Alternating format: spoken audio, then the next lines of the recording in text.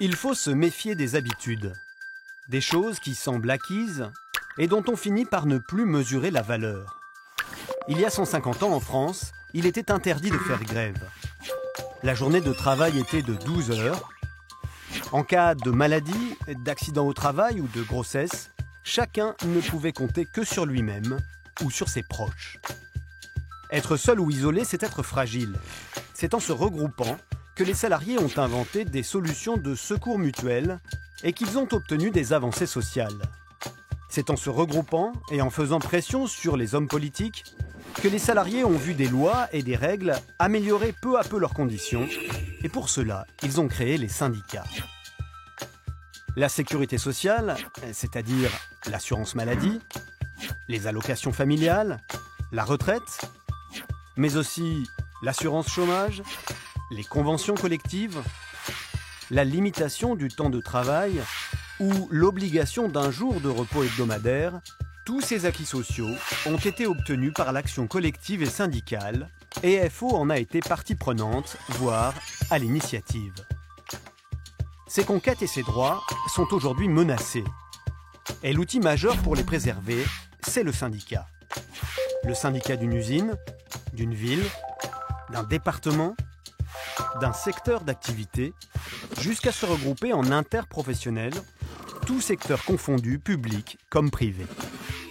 La force de FO, ce sont ses adhérents qui décident démocratiquement de l'action de leur syndicat. Salariés, chômeurs, retraités, jeunes à la recherche d'un premier emploi, ouvriers, employés comme cadres, chacun a sa place à FO sur le principe de la solidarité entre tous les salariés.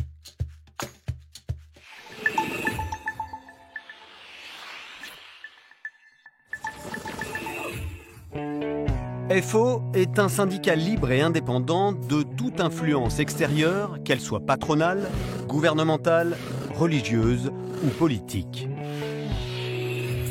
Cette indépendance, véritable ADN de FO, l'amène à ne jamais prendre position lors des élections politiques. Des valeurs fondamentales rassemblent les membres de FO. Il s'agit de la liberté, la démocratie, l'égalité, la solidarité et la laïcité.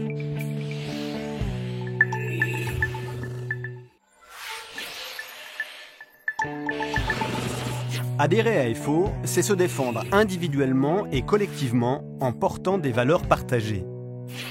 Adhérer à FO, c'est accéder à un réseau de militants experts présents partout en France et à l'international, dans toutes les professions et tous les secteurs.